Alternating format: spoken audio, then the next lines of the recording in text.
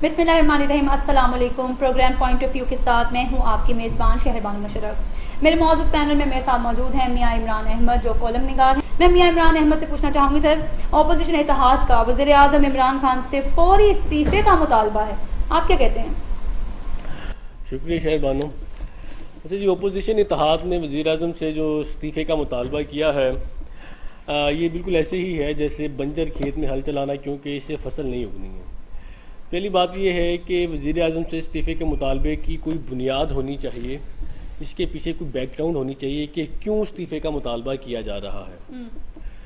जहाँ अगर हम लास्ट ईयर्स में देखें, जब इमरान खान साहब ने धरना दिया था इस्लामाबाद में, तो उनका एक मुद्दा था जो उन्होंने बयान किया था, और उस मुद्दे को वो लेकर चले थे कि इलेक्शंस में धांधली हुई है। हमने इलेक्शन कमीशन से रिक्वेस्ट की है कि हल्के खुलवाए जाए, और हल्के नहीं खुल रहे हैं। जब ये काम नहीं हुआ तो इमरान खान साहब ने लॉन्ग मार्च का और फिर धरने का ऐलान किया। जी, तो यही पॉलिसी अब ऑपोजिशन अपना रही है। ऑपोजिशन बेसिकली ये पॉलिसी नहीं अपना रही है। मिसाल के तौर पर अगर ऑपोजिशन चाहती है कि बल्कि ये समझती है कि इस मुल्क में धांधली हुई है और इलेक्शन जो है वो फ्री एंड फेयर नहीं हुए, तो इस सारे प्रोसीजर को कानूनी तौर पर लेकर कौन चल रहा है ऑपोजिशन में, आप ये बताएं। क्या ऑपोजिशन की तरफ से कभी ये आवाज़ सुनने में आई है? एक दो मरतबा, तीन चार मरतबा आपको अपोजिशन लीडर की तरफ से ये आवाज़ सुनने को मिल जाती है, लेकिन आपको याद होगा कि ये अगर आप इन्होंने जब नवाज शरीफ को बाहर भेजना था तो उस वक्त इनकी मीडिया कैंपेन क्या थी, क्योंकि उन्होंने उस वक्त वो काम इनसे करवाना था। अब इलेक्शन इन्होंने नहीं खिलवाने, इलेक्शन कमीशन और इलेक्शन के जो हल्के हैं इन्होंने नहीं खिलवाने। अब चूंकि खिलवाने नहीं है, इसलिए उन्होंने ना तो वो जोर दिया है, ना ही वो प्रोपेगेंडा हुआ है, और ना ही उसको उस तरह से फॉलो किया गया है जिस तरह से करने की ज़रूरत है। पहली बात तो ये। तो इस वक्त अपोजिशन के पास ऐसा कोई एजेंडा मौजूद नहीं है, ऐसा कोई मुद्दा मौजूद नहीं है जिसकी बुना पर वज़ीर आज़म इमरान खान से इस्तीफ़ा मांगा जाए। अगर कुछ मुद्दे ये खड़े कर भी लें, मिसाल के तौर पे महंगाई का मुद्दा खड़ा किया जा सकता है। जी, उन्होंने किया भी है। मिसाल के तौर पर नहीं, कहने से नहीं कुछ होता जी। आजकल नवाज शरीफ साहब ने कहा है, परसों सब भूल जाएंगे, ये कहने से नहीं होता। आपको पता है कि जब हम पाकिस्तान की तारीख में अगर कोई तहरीक चली है गवर्नमेंट के खिलाफ, पुरजोर तहरीक चली है, वो इमरान खान ने ही चलाई थी। और वो तहरीक ऐसी थी कि उसने गवर्नमेंट से लेकर पूरी दुनिया में सबको हिलाकर रख दिया था, क्योंकि 126 दिन का धरना आज तक पूरी दुनिया में कहीं नहीं हुआ। तो ये होता है संजीदगी का आलम। अभी मुझे मौलाना फजलुर रहमान की बात बहुत पसंद आई। उन्होंने कहा कि जी सिर्फ बातों से कुछ नहीं होगा, आपने सिर्फ अगर बातें करनी हैं और वादे और दावे करने हैं तो इससे कुछ नहीं होगा, हमें अमली मैदान में कुछ करके दिखाना होगा। अब अमली मैदान में क्या करके दिखाना है? मौलाना फजलुर रहमान ने जो सजेशन दिया है, उन्होंने कहा है कि सिंध गवर्नमेंट जो है वो सिंध पीपल्स पार्टी जो है वो सिंध गवर्नमेंट से अलहदा हो जाए। तो ये होता है अमली इकदाम। आपको पता है कि इमरान खान ने जब धरना दिया था तो उन्होंने ऐलान किया था कि हम पूरे मुल्क की असम्बलियों से मुस्ताफी होने जा रहे हैं, चाहे वो मुस्ताफी नहीं हुए थे। इमरान खान का फुल प्रेशर था कि हो, लेकिन पार्टी के लोग जो थे वो उन्होंने थोड़ी सी रेजिस्टेंस दिखाई, थोड़ी सी सियासत खेली, लेकिन as far as leader of the leader is concern, आपको पता लीडर ने स्टैंड लिया था। ठीक है, हमारे यहाँ पे इनसे कई तरह कुर्बानी देके दिखाएं गवर्नमेंट की, सवाल ही इनके हलक से वो आवाज ही नहीं निकलनी कि जी ठीक है हम गवर्नमेंट को इस्तीफा दे देते हैं और हम सिर्फ गवर्नमेंट इमरान खान साहब भी नहीं ले सके थे, ले नहीं सके थे। नहीं, इस्तीफा लेना और देने में फर्क है। उस वक्त भी मुतालबा हुआ था ना। नहीं देखिए, हाँ बिल्कुल, उस वक्त भी इस्तीफा नहीं ले सके थे, इतनी भरपूर मुहिम के बाद भी, इतनी भरपूर मुहिम के बाद भी एपीसी नहीं थी सर। अब एपीसी है, ये ज्यादा जमातें इत्तेहाद करके बैठ गई हैं, तो ये हुकूमत को टफ टाइम देने के लिए जो वो तैयार बैठे हैं, आप इनको बताएं ना कि इनके लिए क्या, इनकी साजिश, इनका मकसद क्या है आखिर? देखिए जी, मकसद जो है वो है सिर्फ सियासत। ठीक है, इस मुल्क में हम अपने जो हरीफ हैं उनको नीचा दिखाने के लिए कोई भी इकदाम करने को तैयार हो जाते हैं।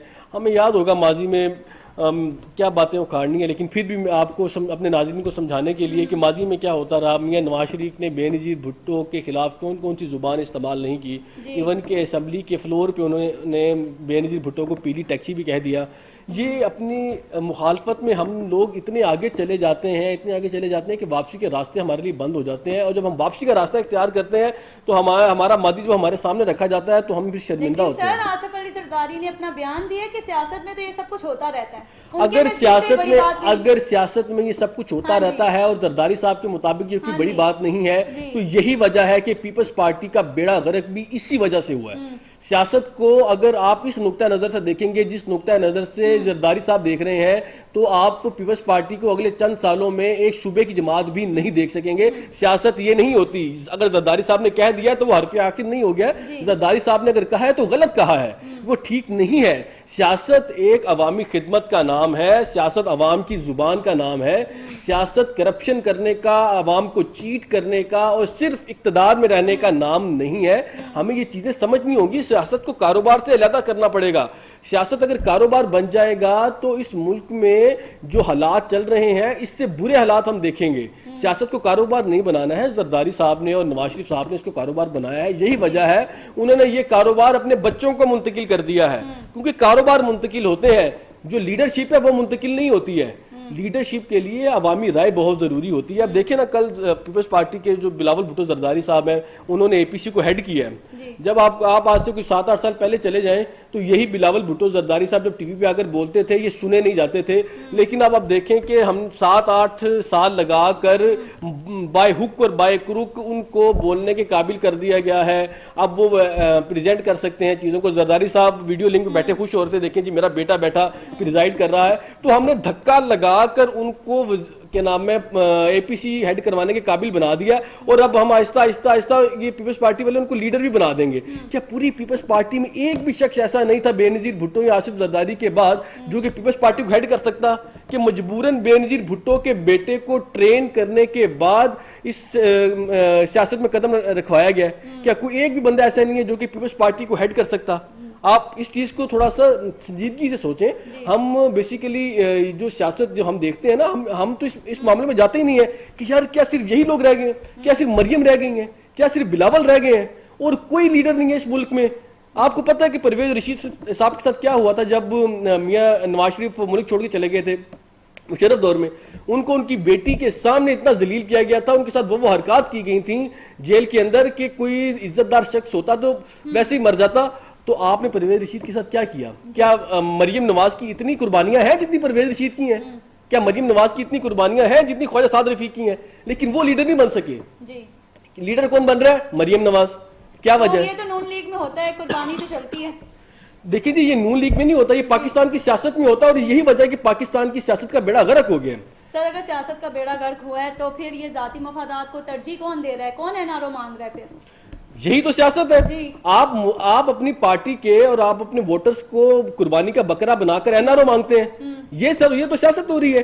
सियासत तो होनी चाहिए मुल्क के लिए, सियासत होनी चाहिए अवाम के लिए। सियासत अपने बच्चों के लिए नहीं होनी चाहिए, सियासत अपनी जात के लिए नहीं होनी चाहिए। मियां नवाज शरीफ से जब कहा गया कि जनाब, जब उनके पास नैब का केस चल रहा था और वो अदालत में पेश हो रहे थे, आप जरा मेमोरी को रिकॉल करें। हमारा प्रॉब्लम यह है कि हम भूल जाते हैं कि माजी में हुआ क्या हमारे साथ। उनसे जब पूछा गया अदालत में कि मियां साहब आप क्या समझते हैं, ये जो नैब है इस कानून को तब्दील हो जाना चाहिए, तो आपको याद है कि मियां नवाज शरीफ ने क्या कहा था?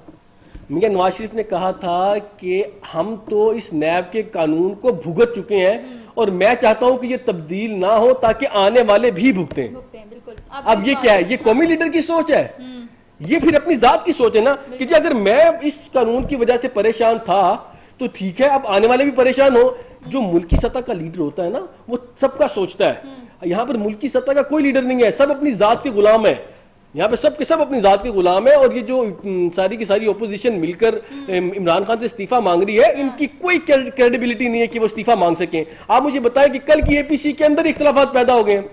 मौलाना फजलुर रहमान ने कहा कि जी आप मेरा बयान नहीं चलने देते। वो एक इतनी मिसमैनेजमेंट थी कि पर्ची जो थी वो बिलावल साहब की वो पकड़ा दी मौलाना फजलुर रहमान को, ठीक है। और बाद में मीडिया पे चल रहा है और वो मीडिया पे इख्तलाफात कर रहे हैं, वो स्क्रीन पे चल रहा है और वो इख्तलाफ कर रहे हैं कि जी आपने भी रोक दिया, मैं एहतजाज रिकॉर्ड करवाना चाहता हूँ। और आप देखें कि दूसरी तरफ जरदारी साहब ने क्या पैगाम दिया मौलाना फजलुर रहमान को।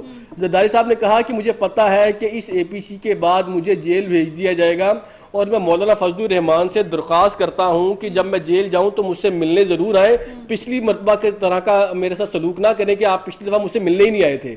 अब ये बातें एपीसी में बैठ के करने वाली हैं, एपीसी में बैठ के मुल्की मफादात की बात हो रही है, एपीसी में बैठ के मुल्क की बात होनी चाहिए थी, और यहाँ पर बात हो रही है कि आपने मेरे साथ ये किया, उन्होंने मेरे साथ ये किया। ने तो बयान ही ये दे दिया कि हुकूमत का मजीद कायम रहना पाकिस्तान के लिए खतरा है। किस तरह खतरा है?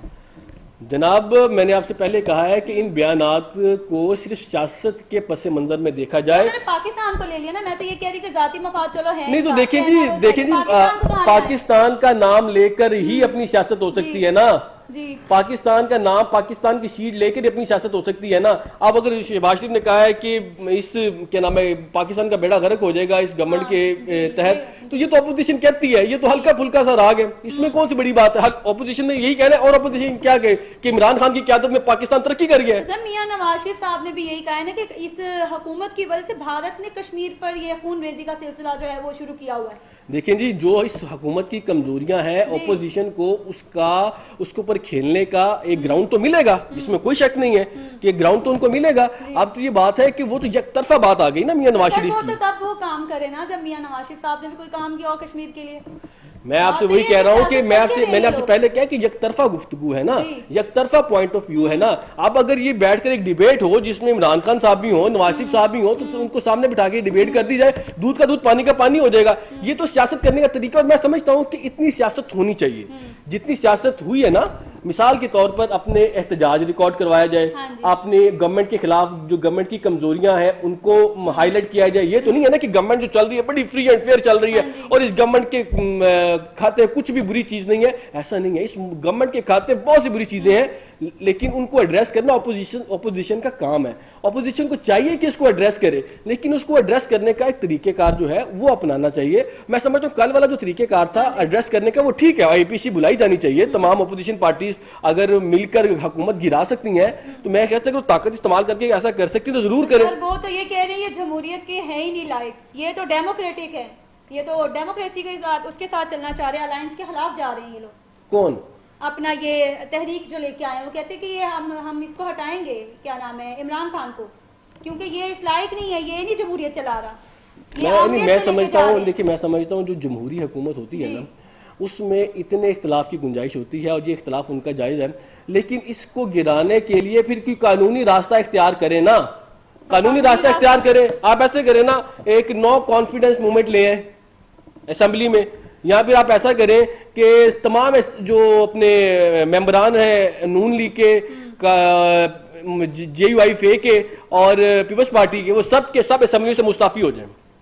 देखे ना, यही तरीका है ना। तो यही दिया सर, देखते हैं हम मुस्ताफी होते हैं कि नहीं, इस्तीफे देते हैं। नहीं तो इसमें देखना क्या, मैं आपको बता देता हूँ, आप टाइम नोट कर लें और आज का दिन लिख लें और ये मेरा बयान रिकॉर्ड कर लें कि सवाल ही पैदा नहीं होता, सवाल ही पैदा नहीं होता कि मुस्ताफी हो जाए। जनाब ये इतने बेवकूफ है, ये इतने बेवकूफ है कि ये जो इन्होंने अरबों रुपया लगा के ये सीटें ली हैं, खरबों रुपए का इन्होंने कमाया है इसमें से, और आगे मजीद कमाना है, जिसके लिए ये सारी उम्र क्या नाम है सियासत करते रहे हैं, वो अल्लाह करके इक़्तिदार मिले इनको और ये सियासत छोड़ के इक़्तिदार छोड़ के चले जाएं। ये इमरान खान की तरह बेवकूफ थोड़ी है। इमरान खान ने तो किया था ना कि हाँ जी ठीक है इक़्तिदार छोड़ दें, क्योंकि उसको लालच नहीं था ना, उसको पता था ठीक है मैंने कौन सा इस मुल्क से करप्शन करनी है, मैं जो हूँ वो हूँ, मैं इस मुल्क के लिए काम करना चाहता हूँ। इन लोगों ने इस मुल्क को लूटना है, और अगर ये इनका जो कारोबार है इनके इक़्तिदार के साथ जुड़ा हुआ है। और कितना लूटना चाह रहे हैं आगे।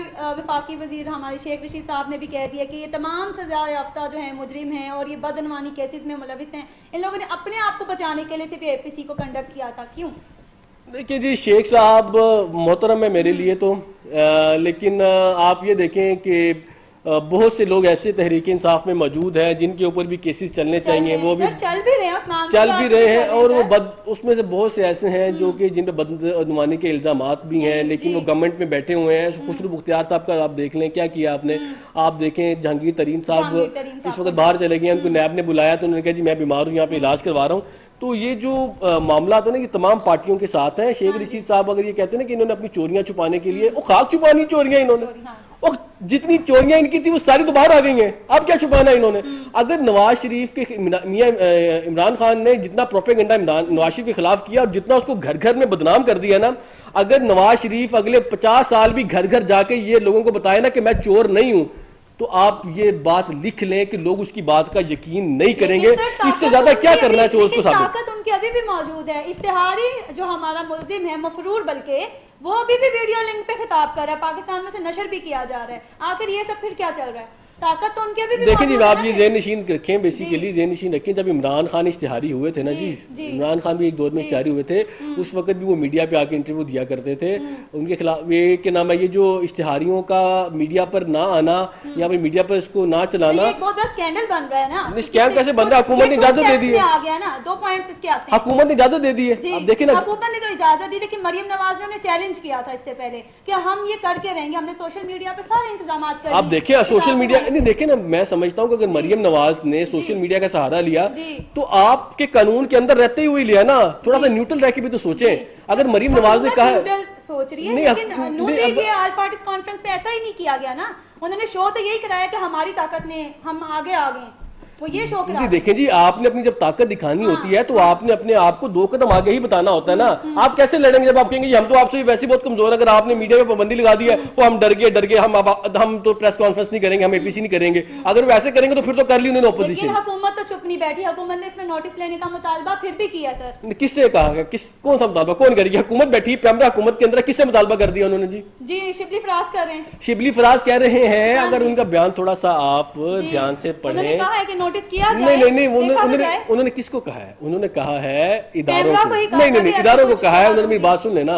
उन्होंने कहा है इदारों से कि आप इस बयान का नोटिस लें। इदारों को चाहिए कि इन बयानात का नोटिस लें। अब वो उन इदारों को कह रहे हैं जो उनके कंट्रोल में नहीं है। आप इस बात को थोड़ा समझे। हाँ, वो उन इदारों को कह रहे हैं जो उनके कंट्रोल में नहीं है। पैमरा में तो वो 2 मिनट में जाके नोटिस होगा, 2 मिनट में लाइसेंस कैंसिल कर देंगे।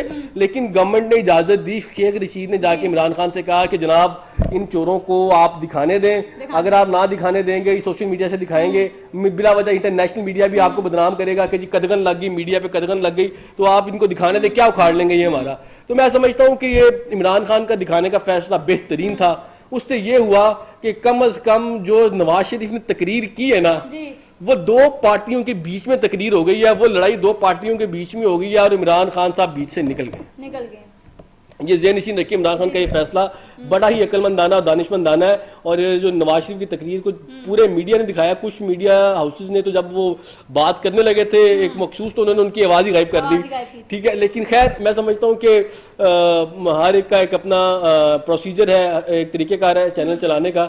लेकिन बाकी तमाम मीडिया ने खुल के इसको चलाया है, हुकूमत ने इजाज़त दी है। मैं समझता हूँ ये मीडिया की आज़ादी की बेहतरीन मिसाल है, बेहतरीन मिसाल है। ट्रेंड चल रहा है तनकीद बराए तनकीद, ये तो आम ही हो गया है। तो जब ये अब दबाव डालने में क्या आप मुझे बताइए, जो एनआरओ चाहते हैं, क्या ये कामयाब हो जाएंगे? इसमें इमरान खान आ जाएंगे इनके दबाव में? अच्छा, मुझे ये बताएं कि आप एनआरओ कहती किसको है? अब आप ये बताएं, मैं आपको थोड़ा सा समझा दूं। एनआरओ को आप थोड़ा सा करीब से देखें जनाब। इससे ज्यादा क्या एनआरओ देना आपने? नवाज शरीफ मुल्क से बाहर, जरदारी साहब अपने घर पे, तमाम अपोजिशन इंजॉय कर रही है, मरियम साहब अपने घर पे। अब एनआरओ क्या चाहिए? इससे ज्यादा क्या एनआरओ चाहिए? अगर ये एंजॉय कर रहे होते तो ये कॉन्फ्रेंस की जरूरत ही क्यों पड़ती उन्हें? मैं बताता हूं जी, सियासत में रहने के लिए ये सब हीले बहाने करने पड़ते हैं। अगर खामोशी से बैठ देंगे हाथ पे हाथ रख कर तो इन पे मजीद दबाव बढ़ेगा। एक प्रेशर बिल्ड करने का ये तरीकेकार होता है। इससे ज्यादा क्या एनआरओ चाहिए कि नवाज शरीफ जो बीमार हुकूमत ने कहा बीमार, हमारे हॉस्पिटल्स ने, सरकारी अस्पतालों ने कहा बीमार, वजीर आजम ने कहा बीमार, वजीर सेहत ने कहा कि बीमार, और जब वो फ्लाई करके बाहर और वहां जाके वो कल जिस तरह से लाल पीले और सुर्ख उनके होंठ, पता उनके प्लेटलेट्स तो मैं समझता था ज्यादा हो गए शायद, जिस तरह से वो सुर्ख हो रहे थे, उनकी सेहत बता रही थी। तो इसका मतलब ये हुआ कि जो हमारे साथ, इस मुल्क के साथ बोला है, कर रहे हैं हमारे साथ, एक झूठ बोला गया है ना, ये क्या है? और इसके अलावा ये आप खुद ही समझाएं कि ये मामला क्या है कि जो क्या नाम है, नवाज शरीफ साहब को बाहर भेजा गया और वहां जाके वो हर चैनल पे कल नजर आए हैं। आपको कहीं से वो बीमार लगे? मुझे तो नहीं लगे, किसी को नहीं लगे। तो इसका मतलब ये है कि वो बिल्कुल ठीक है। ये सारे प्रोसीजर को जो अपनाया गया, ये एनआरओ दिया गया और क्या दिया गया है? इमरान खान साहब ने टीवी पे आकर कहा कि वाकई वो बहुत बीमार है, ऐसे ही उन्होंने कहा जी मैंने शौकत खानम के जो सीनियर डॉक्टर्स हैं, डॉक्टर फैसल, मैंने उनसे पूछा है, उन्होंने कहा है वाकई नवाज शरीफ बहुत बीमार है, ऐसे ही है। जो हमारी डॉक्टर यास्मीन राशिद साहिबा कहती थी कि अभी गए और अभी गए, घंटा 2 घंटे, अभी उनकी जिंदगी को कुछ ना हो जाए, अभी घंटे बाद उनकी जिंदगी को कुछ ना हो जाए, यही था। इसके अलावा कोई और बात ऐसे ही था ना। और उसके बाद आपने देखा कि जब उनको अदालत में लेके गए मामला के, तहरीक इंसाफ ने कहा कि ठीक है इनको जाने दे, पूरी कबीना ने मुखालफत की, इमरान खान साहब ने कहा नहीं इनको जाने दो, ठीक है वो वाकई वो बहुत बीमार है। और जनाब ये कौन से बीमार थे कि जो बाहर जाकर दौड़ते फिरते हैं, एक मेडिकल रिपोर्ट ऐसी नहीं आई जो कहती हो कि इनके प्लेटलेट्स कम है, वो जाली भी नहीं बनवा सके। आप ये देखिए हालात ये है, हुकूमत यही दावा करी है हमने तो नहीं इस तरह भेजा, ये तो अदालत के थ्रू गए हैं, अदालत के थ्रू गए हैं, बिल्कुल ये बात इनकी ठीक है, ये अदालत के थ्रू ही गए हैं। लेकिन इमरान खान के और मिनिस्टर साहिबा के बयान तो ऑन द रिकॉर्ड है कि नहीं है? जी वो तो है कि नहीं है? क्या ये जहां भी जाना चाहे हमें कोई इतराज नहीं है, ये यास्मीन राशिद साहिबा का बयान है। तो सर उस वक्त भी तो अदालती निजाम को और हुकूमत को आमने सामने खड़ा करने की साजिश की गई थी, जिनको इस तरीके से स्टेबल किया गया। अब जब ये चीजें स्टेबल हुई हैं तो अब एक दूसरे पे मुद्दे आ रहे हैं, फिर ये क्या नवाज शरीफ साहब यानी सियासत में कामयाब हो गए? बिल्कुल कामयाब है, अपनी जान बचा कर। एनआरओ में भी कामयाब हो जाएंगे वो तो। एनआरओ मिल गया, आप किसको एनआरओ कहते हैं? यहाँ तो अदालत हमारी यहाँ से उनको वापस आप देखें जी, आप देखें जी, आपने पाकिस्तान की हिस्ट्री में ऐसा केस नहीं देखा, आपने पाकिस्तान की हिस्ट्री में ऐसा केस नहीं देखा होगा कि मुजरिम को जेल से निकाला गया, निकाल कर 15 दिन के अंदर अंदर 10 से 15 दिन के अंदर अंदर उसकी रिपोर्टें सब खराब हो गई और 15 दिन के अंदर अंदर वो फ्लाई करके बाहर चला गया। ये इतना जो फास्ट फॉरवर्ड पे काम चलता है ना, वो एक प्लानिंग के तहत चलता है। आपको पता है जब चोर चोरी करने आता है ना, तो वो उसके पास 10-15 मिनट ही होते हैं, उसने वो 10-15 मिनट के अंदर जो कार्रवाई डाल दी, सो डाल दी, उसके बाद उसको पता कि यार शोर मच जाना, मैंने पकड़ा जाना है। तो लिहाजा इस पूरे प्रोसेस को फास्ट फॉरवर्ड पे इसीलिए लगाया गया कि 10-15 दिन का ही टाइम था। लेकिन नवाज शरीफ साहब बड़े कॉन्फिडेंट थे, जाते वक्त उन्होंने थम्स अप किया कैमरास की तरफ देख के बहुत अच्छा काम किया, जैसे वो कह रहे हैं अपने बाकायदा पार्टी के सारे लोगों को। लेकिन अपनी बेटी तो वो यही भूल गए, मरियम नवाज। भूल कहाँ गए? भूल कहाँ गए? ताक में है लेकिन जा नहीं पा रही। भूल कहाँ गए? वो खींच के रख ली उन्होंने। वो तोता इस वजह से तो इनकी सियासत ये हो रही है कि नहीं, अगर मरियम, आप ये लिख लें, अगर मरियम साहिबा बाहर होती तो सियासत इतने जोर की हो रही होती इस वक्त नून लीग इतनी बेबाक किस्म की सियासत कर रही होती और इतनी खुल के बोल रही होती कि इनसे कंट्रोल करना मुश्किल हो जाता। और मरियम बीबी यहाँ पे कंट्रोल नहीं हो रही, वो एक औरत यहाँ पे कंट्रोल नहीं हो रही, वो इदारों के खिलाफ बात कर रही है और उसने वहां पर एपीसी के अंदर बैठ के भी यही कहा कि रात को डाले उठा के ले जाते हैं। वो पाकिस्तान में बैठ के बात नहीं आ रही। उसने नवाज शरीफ के जो कल के बयान है जो कि बहुत ही कंट्रोवर्शियल है, उसमें थम्स अप्स किए, उसने शाबाश दी है ट्विटर के ऊपर और उसने कहा है कि जनाब आपने बेहतरीन काम किया है। तो इसका मतलब ये है कि मरियम साहिबा जो यहाँ बैठ कर कंट्रोल नहीं हो रही, वो अगर बाहर होती तो आप खुद अंदाजा लगाएं कि वो कितनी खतरनाक हो सकती थी, वो कितनी खुल के बात करती और उनको कंट्रोल करना कितना मुश्किल हो जाता। ये इस तरह इसको जरा बड़े पैराए में जरा दाकर देखें, इसका गूगल व्यू ले, आपको समझ आएगी कि ये मरियम साहिबा का यहाँ पर रहना फिलहाल क्या नाम है गवर्नमेंट के लिए बेहतर है, क्योंकि वो थोड़ी सी न डर, जज्बाती और बेबाक किस्म की खातून है, तो उनसे कुछ भी तवक्को की जा सकती है और ये तमाम के तमाम इदारे जो हैं वो बखूबी जानते हैं कि ये सब कुछ हो सकता है। चलिए सर, ये तो हमारे पाकिस्तान की सियासत के हवाले से हमने बात की, कुछ आलमी मंजर पे भी देख लेते हैं कि ये अमेरिका और ईरान के दरमियान जो कशीदगी चल रही है, इसकी वजह क्या है? देखिए जी, अमेरिका और ईरान के दरमियान कशीदगी कोई नई बात नहीं है, ठीक है। ये बेसिकली बहुत पुराना मामला है, ये कभी बेहतर हो जाता है, कभी ख़राब हो जाता है। ओबामा दौर में ये काफ़ी हद तक बेहतर हो गया था। ओबामा दौर में जब इन्होंने एक मुआहदा किया था एटमी तनसीबात ना बनाने का और इस मुआहदे से पीछे हट जाने का, तो वो काफ़ी हद तक ईरान के भी हालात बेहतर हो गए थे और एक टेंशन का जो माहौल था वो काफ़ी कम हो गया था। लेकिन जूं सदर जो डोनाल्ड ट्रंप हैं वो आए हैं, उनकी पॉलिसी कुछ और है। और आपको पता है कि 2018 में जो अमेरिका है वो उस मुआहदे से दस्तबरदार हो चुका है जो कि ईरान के साथ किया गया था, ठीक है। अब वो जब उस मुआहदे से दस्तबरदार हो गया है तो अब उसको पाबंदियां लगाने का भी कोई हक नहीं है, क्योंकि जो ईरान है वो दस्तबरदार नहीं हुआ, वो बैकफुट पर नहीं गया, अमेरिका बैकफुट पे गया। अब इसकी वजह क्या है? मैं आपको इसकी वजह थोड़ी सी बैकग्राउंड आपको बताने का मकसद ये था कि आपको थोड़ा सा पीछे पता हो कि पीछे हुआ क्या था। वजह इसकी इस वक्त ये है कि अमेरिकी इलेक्शन सर पे है, ठीक है। अमेरिकी इलेक्शन सर पर है और आपको ये बात बखूबी अंदाज़ा है कि इसराइल और ईरान के ताल्लुकात पहले दिन से ही कशीदा हैं और इस वक्त जो अमेरिकन सदर की मुहिम है उसको इसराइल ही स्पॉन्सर कर रहा है। ठीक है, और डोनाल्ड ट्रंप का ये इलेक्शन स्टंट है जिसकी वजह से उन्होंने मजीद पाबंदियां लगाने का इशारा दिया, बल्कि पाबंदियां बहाल कर दी, जिसको सलामती कौंसिल के जो मैक्सिमम मेंबरान है, बेशतर मेंबरान है, उन्होंने उससे मुस्तरद कर दिया है। ठीक है, उन्होंने कह दी हम ईरान पर पाबंदियों की हिमायत नहीं करेंगे क्योंकि ईरान पर पाबंदियां लगाना बेसिकली एक ज्यादती के मुतरादिफ होगा, क्योंकि इस सारे मुआहदे से ईरान पीछे नहीं हटा, अमेरिका पीछे हटा है। और आप ये जहन में रखें कि जो ईरान है वो उस ऑयल जो है वो एक्सपोर्ट करता है यूरोपीय ममालिक को भी। ठीक है, अब जब वो यूरोपीय ममालिक को करता है तो इस वक्त बरतानिया, फ्रांस ये फ्रंट फुट पे खड़े हैं और अमेरिका को अपोज कर रहे हैं।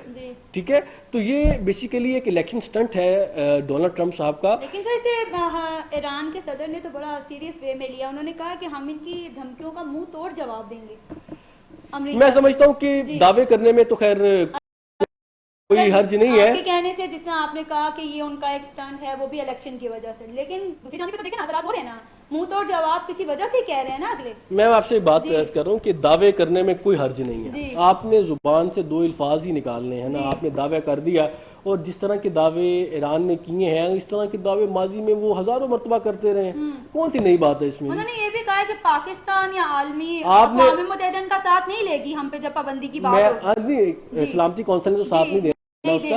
लेकिन अब मैं आपको एक चीज बताता चलूं कि ईरान ने माजी में इस तरह के हजारों बयान दिए हैं और लेकिन आपने ये देखना है कि ईरान किस तरह लड़ सकता है। ईरान की मुआशी हालत इस वक्त ये है कि 2015 में उनका एक रियाल जो था वो 35,000, उनका जो एक अमेरिकी डॉलर जो था वो 35,000 ईरानी रियाल के बराबर था। ठीक है, और आज 2020 में उन अमेरिकी एक डॉलर जो है 2,68,000 ईरानी करेंसी के बराबर हो गया। ठीक है, इवन के पाकिस्तान के अंदर भी जो ईरानी करेंसी ट्रेड होती थी उस ईरानी करेंसी की ट्रेड रुक गई है। ठीक है, इसका मतलब ये है कि ईरान मुआशी तौर पर इंतहाई और शदीद मुश्किलात में फंसा हुआ है। जो चीन के साथ मुआहिदा हुआ है उनको इससे कोई फायदा नहीं होगा, जो भारत ने यानी जिससे बैकफुट पे चला गया भारत और उनको निकाल के बाहर फेंक दिया तो चीन आ गया उनके साथ और ये भी कशीदगी की वजह बन गई, तो आप नहीं देखते कि उनकी माशी हालत स्टेबल हो जाएगी। देखिए जी, इसको कहते हैं ना कि इस चाय के कप को होंठों तक आने में बहुत वक्त लगेगा। ये ऐसा नहीं है कि आज चाइना ने ऐलान कर दिया तो कल मुआहिदा मुकम्मल हो गया, परसों हालात बेहतर हो गए, तरफों खुशहाली आ जाएगी, ऐसा नहीं होता। ये it is a time taking job. ठीक है, आपने देखना है कि फिल वक्त क्या असरात पड़ रहे हैं। फिल वक्त जो असरात हैं वो इंतहाई नेगेटिव है। ईरान के अंदर बेरोजगारी बढ़ रही है, इसमें कोई शक नहीं है। ईरान के अंदर सिर्फ उनकी अब जो उन्होंने ऑयल बेचना है वो उन्होंने ब्लैक में ही बेचना है। अब जिस तरह से मामला चल रहे हैं, आपको पता है ईरान जो ऑयल बेचता है वो कम रेट पे बेचता है। अब देखें जिसको कम रेट में ऑयल मिल रहा है वो क्यों चाहेगा कि ईरान पर पाबंदियां लगे। यही वजह है कि बहुत से ममालिक उसकी के मुखालिफ है कि जी क्यों आप ईरान पर पाबंदियां लगा रहे हैं। और इसमें आप ये भी थोड़ा सा जहन में रखें कि सऊदी बेल्ट जो है वो भी यही चाहती है कि ईरान पर पाबंदियां लगें।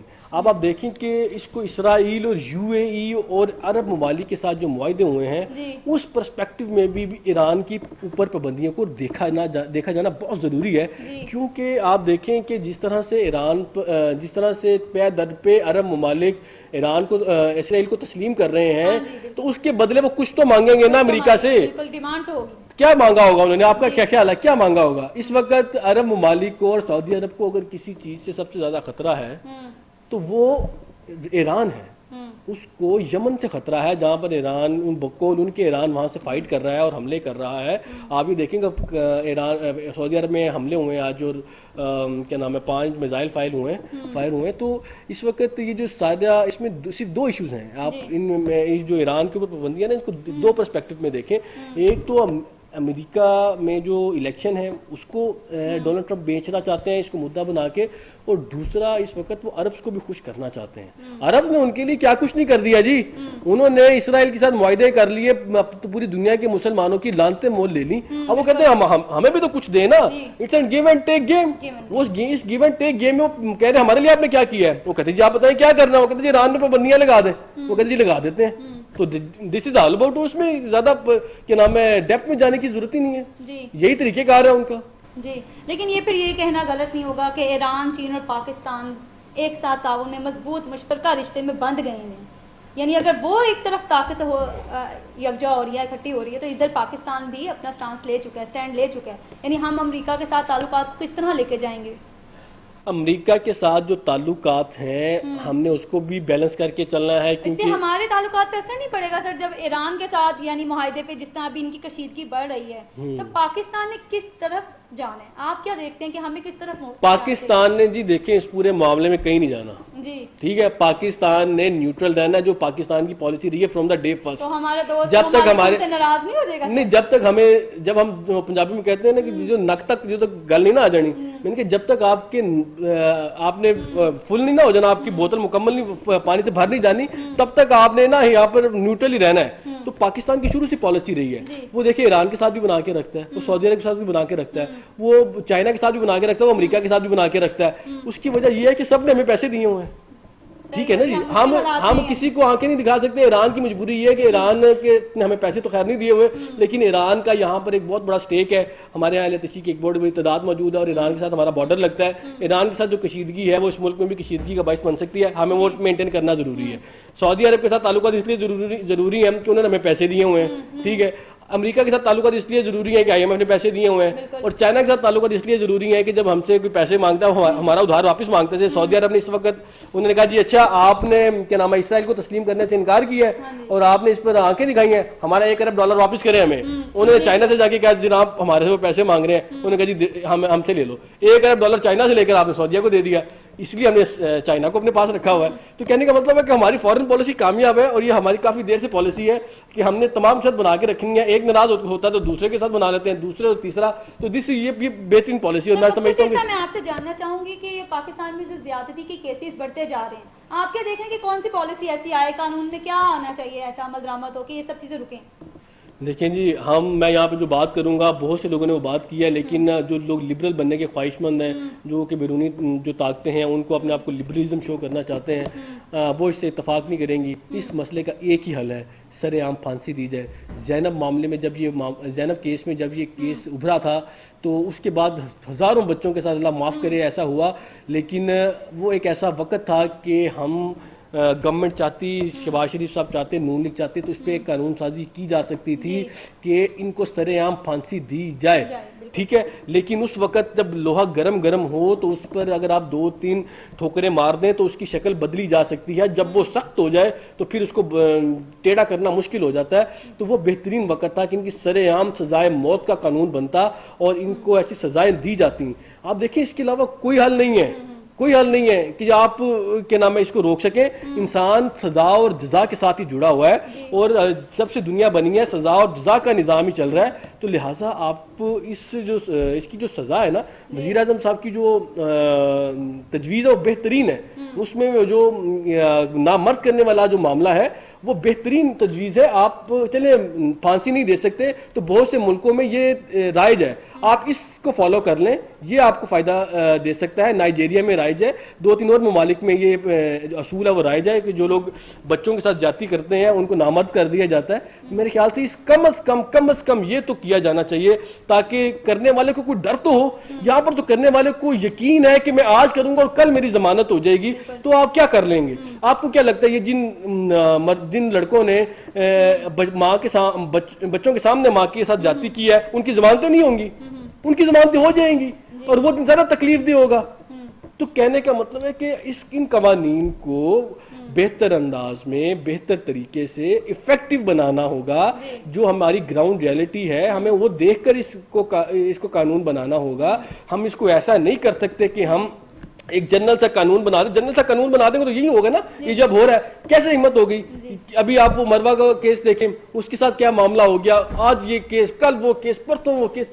खुदा की पनाह है, यकीन जानिए कि इस मुल्क में हम शायद जमाने जाहलियत के दौर से भी बुरे हो गए हैं। उस जमाने में भी शायद बच्चियों को जिंदा दफना दिया जाता होगा, लेकिन ऐसा शायद ना हुआ हो कि बच्चों के सामने उनकी माँ का ही रेप कर दिया हो। और ये छोटी छोटी बच्चियों का रेप किया जा रहा है। हम तो उस दौर से भी बुरे हो गए हैं। तो खुदा का वास्ता है, हमें कुछ ऐसे एक्शन लेने चाहिए जो कि इफेक्टिव हों, जो ग्राउंड रियलिटी से मैच करें। और ग्राउंड रियलिटी से यही मैच करता है कि इनको सरेआम सजा दी जाए। सरेआम सजा नहीं दे सकते तो इनको दी जाए, यानी सजा दी जाए। प्रोग्राम का वक्त यही खत्म हो रहा है। नाज़रीन, मुझे इजाजत दीजिए। अल्लाह ने के बाद।